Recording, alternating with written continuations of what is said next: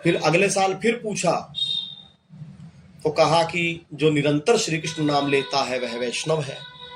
फिर तीसरे साल फिर पूछा तो कहा कि जिसके दर्शन मात्र से हृदय में भगवत और भागवत, भगवान और संतों के प्रति हृदय में प्रीति हो जाए और स्वतः ही मुख से श्री कृष्ण नाम स्फुरित हो, वे वैष्णव है।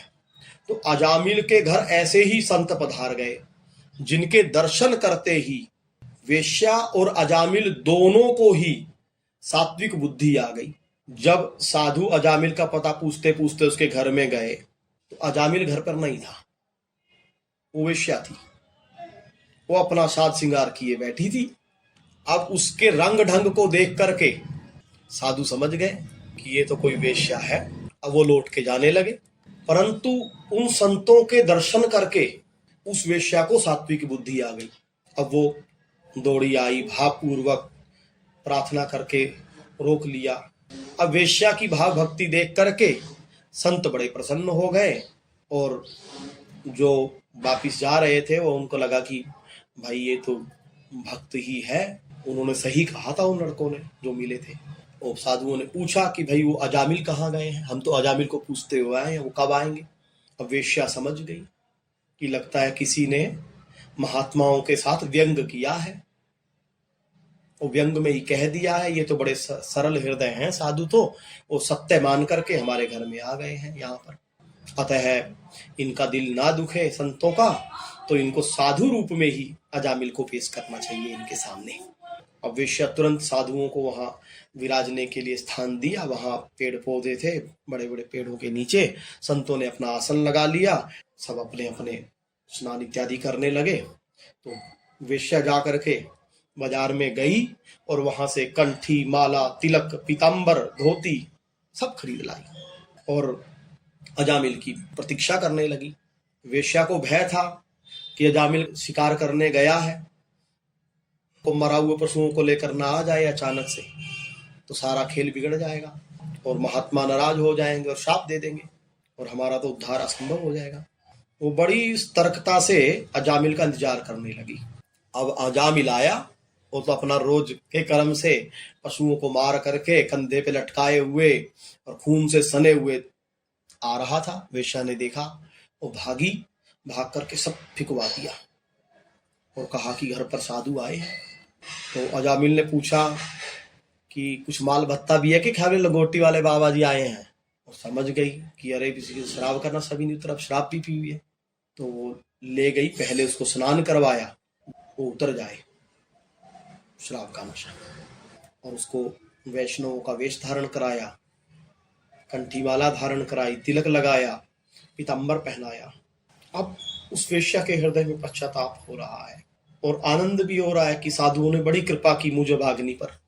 और अजामिल को भी समझाया कि तुम नम्रता पूर्वक बात करना, प्रणाम करना, प्रार्थना करना उनसे कहना कि प्रभु आपने बड़ी कृपा की, हमारे बड़े भाग्य हैं जो आप लोगों के दर्शन हुए।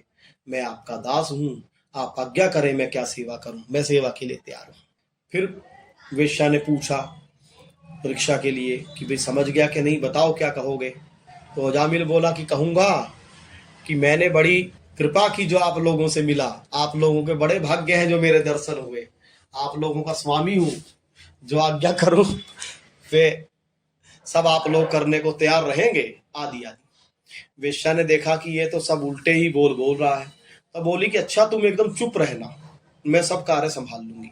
यद्यपि वो पहले तो बड़ा सदाचारी रहा है, लेकिन अब इतने वर्षों से पाप कर्मों में लगा है, अब उसके समझ में ही नहीं आ रहा है क्या किया जाए। अब वेश्या ने उसको समझा दिया कि तुम मौन रहना। अब अजामिल आए, संतों को दंडवत प्रणाम किया और एक बैठ गए। संतों ने समझा कि बड़ा भोला भाला भक्त है और वेश्या ने बड़ी सावधानता पूर्वक उन संतों की सेवा करी और चरणों में गिर करके अपने उद्धार का उपाय पूछा रो करके। अब संतों के हृदय में दया आ गई, लागी दया कोमल चित्त संता। उन्होंने कहा भगवान का भजन करो। अजामिल ने कहा कि प्रभु मैंने तो जन्म भर पाप ही किया है, और भजन से मेरा मन कैसे लगेगा? मेरा मन तो, मैं तो सारा पाप ही पाप किया है मैंने तो पूरी उम्र। पापवंत कर सहज स्वभाऊ, भजन मोर ते ही भाव न काऊ, मानस में कहा गया। ऋषियों ने सोचा कि हाँ बात तो ठीक है, क्या करें? तो उन्होंने एक उपाय निकाला। उन्होंने कहा कि जो तुम्हारी पत्नी है वो गर्भवती है, उसके पुत्र का नाम, अब जो लड़का होगा उसका नाम नारायण रख देना, और नारायण नाम धरवा दिया। वो संत चले गए। फिर आगे प्रियादास जी कहते हैं, आई गयो काल मोहो, जाल में लपटी रहो, महाविकराल यम दूत सो दिखाइए, वो ही सुत नारायण नाम जो कृपा के दियो, लियो सो पुकारी सूर आरत सुनाइए, सुनत ही पार्षद आए वाही ठोर दोरी, तोरी डारे पास कयो धर्म समुझाइए, हारे ले बिडारे जाई, पति ले पुकारे कही, सुनो बज मारे मती, जावो हरि गाइए। उस समय जब वो पुत्र हुआ तो अजामिल की आयु उस समय 81 वर्ष थी। अब समय बीता, एक दिन उसकी मृत्यु का समय आया। भाई मृत्यु तो सबकी आनी है। तुलसीदास जी ने मानस में लिखा है, अंड कटाह अमित लयकारी, काल सदा दुरति क्रम भारी। जिसने काल को अपने महापराक्रम से बांध रखा था, अंत में काल ने उसको भी आत्मसात कर लिया। सहस बाहु दश बदन आदि नृप, बचे न काल बलीते। फिर बेचारे अजामिल की तो क्या बात, न बचे को पंडित वेद पढ़े, न बचे को ऊंची चिनाय अटा, न बचे को जंगल वास किए, न बचे को शीश बढ़ाए जटा। दिन चारी चला चलयो तुलसी नर, नाहक को सब ठाट ठटा। जो भलाई चहो सिया राम रटो, नहीं आए अचानक काल डटा। तुलसीदास जी कहते हैं इस काल से कोई नहीं बचा। ना पंडित चाहे कितने ही वेद पुराण पढ़ ले, चाहे कितने ही ऊंची दीवारें चिनवा लो, चाहे जंगल में वास करो, चाहे लंबी लंबी जटाएं बढ़ा लो, बस 4 दिन की चलाचल है। ये जो इतने ठाट बाट हैं सब 4 दिन का खेल है। 4 दिना की चांदनी पुनी अंधियारी रैन। तो जो अगर भलाई चाहते हो तो सिया राम रटो, राधे श्याम रटो। तो अजामिल का अंतिम समय आ गया। तो जिसने जीवन भर पाप किया है तो उसकी पाप वासना, उसका मोह वृद्धावस्था में और प्रबल हो जाती है।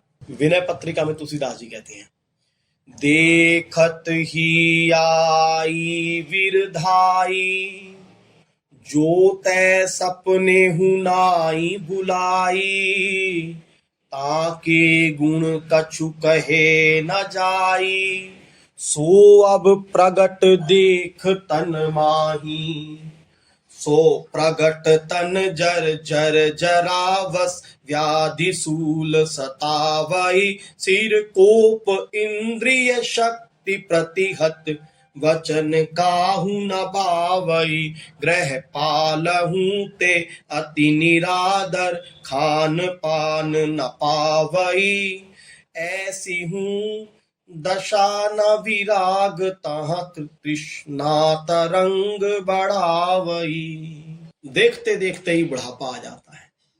सपने में भी उसके बारे में जो नहीं सोचते हैं वो भी आ जाता है, बिना बुलाए आ जाता है। और उसके गुण अब प्रकट शरीर में दिखने लगते हैं। शरीर जर्जर हो जाता है, व्याधियां बढ़ जाती हैं और तरह तरह के दर्द, कभी घुटना दर्द, कभी कमर दर्द, कभी सिर दर्द और कभी गला दर्द, कभी पेट दर्द, सिर कांपने लगता है, इंद्रियों में शक्ति नहीं रहती, और जो बोलता है तो किसी को अच्छा नहीं लगता उसका बोलना भी, कुत्ते से भी अधिक निरादर हो जाता है, उसको खान पान भी नहीं भाता है। लेकिन ऐसी दशा में भी उसको संसार से वैराग्य नहीं होता, तृष्णा और बढ़ती चली जाती। ऐसे ही एक किसी वृद्ध को देख करके शंकराचार्य जी ने कहा है, अंगम गलितम पलितम मुंडम दशन बहीनम जातम तुंडम वृद्धो याति गृहीत्वा दंडम तदपि न मुंचत आशा पिंडम। अर्थात पलित हो गए बाल शीश के, गलित हुआ सब गात, टूट गए त्यों ही क्रम क्रम से मुंह के सारे दांत, पकड़ा हुआ हाथ में कांप तक कैसा फबता दंड, फिर भी नहीं छोड़ता आशा भंड अहो पाखंड। तो इस प्रकार वृद्धावस्था जो है बड़ी ही दुखदाई होती है। अब अजामिल की जब मृत्यु का समय आया, इतने में ही अजामिल ने देखा कि उसे ले जाने के लिए अत्यंत भयावने 3 यमदूत आए हैं। उनके हाथों में फांसी है, मुख उनके टेढ़े मेढ़े हैं, विकराल हैं, शरीर में रोए खड़े हो गए उसको देखते ही। अजामिल के 10 पुत्र थे। छोटे का नाम था नारायण। बालक नारायण वहां से कुछ दूरी पर खेल रहा था। तो यमदूतों को देख करके अजामिल बड़ा व्याकुल हो गया। घबरा करके उसने अपने सबसे छोटे पुत्र को पुकारा, नारायण नारायण।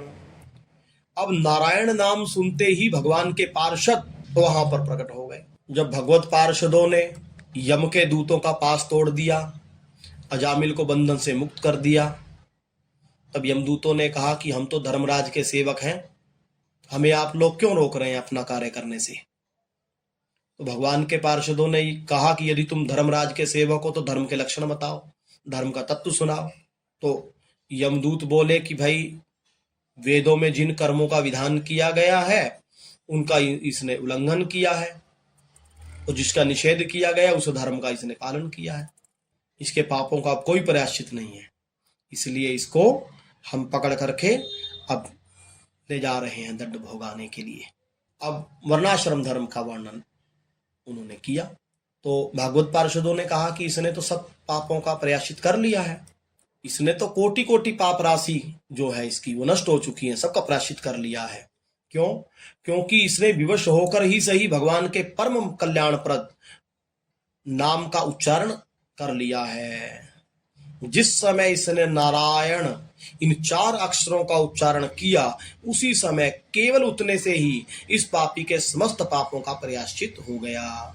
इसने जो नारायण इन 4 अक्षरों का जो उच्चारण किया है, इससे सब पाप नष्ट हो गए। चोर, शराबी, मित्रद्रोही, ब्रह्मघाती, गुरु पत्नीगामी ऐसे लोगों का संसर्गी, स्त्री, राजा, पिता और गाय को मारने वाला, चाहे जैसा और चाहे जितना बड़ा पापी हो, सभी के लिए यही इतना ही सबसे बड़ा प्रायश्चित है कि भगवान के नामों का उच्चारण किया जाए। क्योंकि भगवान नाम के उच्चारण से मनुष्य की वृत्ति भगवान के गुण, लीला और स्वरूप में रम जाती है, और स्वयं भगवान की उसके प्रति आत्मीय बुद्धि हो जाती है। बड़े बड़े महात्मा पुरुष यह बात जानते हैं कि संकेत से अर्थात किसी दूसरे के अभिप्राय से, परिहास में अथवा किसी की अवहेलना करने में ही यदि कोई भगवान के नाम का उच्चारण करता है तो उसके सारे पाप नष्ट हो जाते हैं। जैसे कोई परम शक्तिशाली अमृत को उसका गुण ना जानकर अनजान में ही पी ले तो भी वह अवश्य ही पीने वाला अमर हो जाता है, वैसे ही अनजान में उच्चारण करने पर भी भगवान का नाम अपना फल देकर ही रहता है। वस्तु शक्ति श्रद्धा की अपेक्षा नहीं करती। स्तेनः सुरापो मित्रधृग ब्रह्महत्या गुरुतल्पगः स्त्रीराजपितृगो हन्ता ये च पातकीनो परे सर्वेषामप्यघवतामिदमेव सुनिष्कृतम् नाम व्याहरणं विष्णोरयतस्तद्विषयामतिः साङ्केत्यं पारिहास्यं वा स्तोभं हेलनमेव वा वैकुण्ठ नामग्रहणम् अशेषागहेरं विदुः यथा गदं वीर्यतं मुपयुक्तं यदृच्छया अजानतोऽप्यात्मगुणं कुर्यान्मन्त्रोक्तय युदाहृता। ये भागवत में कहा गया। जब भगवान के पार्षदों ने यमदूतों का सारा प्रयत्न विफल कर दिया, तब उन लोगों ने यमराज जी के पास जाकर के सब शिकायत करी कि ऐसे ऐसे चार भुजा वाले व्यक्ति आए और उन्होंने उस जो अजामिल था जिसको हम ला रहे थे उसको छुड़ा लिया। तो धर्मराज जी समझ गए कि वो तो भगवान के दूत थे, भगवान के पार्षद हैं। तो धर्मराज जी ने अपने दूतों को भागवत धर्म का उपदेश दिया। धर्मराज जी कहते हैं कि बड़े बड़े परमहंस, दिव्य रस के लोभी, संपूर्ण जगत और शरीर आदि से भी अपनी अहमता ममता हटा करके अकिंचन होकर के निरंतर भगवान श्री कृष्ण के पदारविंद का मकरंद रस पान करते हैं। जो दुष्ट उस दिव्य रस से विमुख हैं और नरक के दरवाजे अर्थात घर गृहस्थी की तृष्णा का बोझ बांध कर उसे ढो रहे हैं, उन्हीं को बार बार मेरे पास लाया करो। उसके बाद धर्मराज जी ने भगवान से क्षमा याचना की कि मेरे दूतों के द्वारा ऐसा अपराध बन गया है, आप कृपा करें, इन्हें क्षमा करें। उधर अजामिल को भगवान के पार्षदों ने यमदूत के फंदे से छुड़ा दिया। छुड़ा करके उसको कहा डरो मत, और अजामिल ने भगवान के पार्षदों का दर्शन किया और उनको प्रणाम किया। अजामिल आगे कुछ कहना चाहते थे, परंतु भगवान के पार्षद अंतर्ध्यान हो गए, अपने धाम को चले गए। अब अजामिल ने भगवत पार्षदों के मुख से शुद्ध भागवत धर्म का जो प्रसंग सुना था वो हृदय में उसके बैठ गया। इससे उसके हृदय में भक्ति का उदय हुआ। अब वो अपने पापों को याद करके बड़ा पश्चाताप करने लगा और उसको इस प्रकार संसार से वैराग्य हो गया। अब वो अपने घर संबंधी इत्यादि को सब छोड़ गया, वेश्या को, बच्चों को, और जाकर के हरिद्वार में चला गया और वहां अपना जीवन पर्यंत भगवान का भजन करते हुए बिताया। और अंत में फिर से वो भागवत पार्षद आए और उसको वैकुंठ धाम में ले गए। तो इस प्रकार नाम की कृपा से अजामिल जो है वो भगवत धाम पहुंच गया। उसी प्रसंग को उदाहरण रूप में बताते हुए ध्रुवदास जी कह रहे हैं कि सुतमिस नाम नारायण लियो, पुत्र के बहाने भगवान का नाम लिया तो वो पापी यो में जो सिरोमोर बन गया था अजामिल, वो भी भगवान के धाम चला गया। ऐसे बहुत पात की तरे, हरि हरि कहत पाप सब जरे। इस प्रकार कहां तक उदाहरण गिनाए जाएं। भगवान नाम ने अनंत पापियों का उद्धार किया है, जिसकी कोई गिनती नहीं है। इतने पापियों का उद्धार किया है, कहां तक कोई गिनाया जाए। राम ने अहिल्या तारी, गोविंद राधे, नाम कोटि पाती तन पावन बना दे। नाम ने कोटि पापियों को पावन कर दिया। श्रद्धा भक्तिहीन भी गोविंद राधे, नाम सब पाप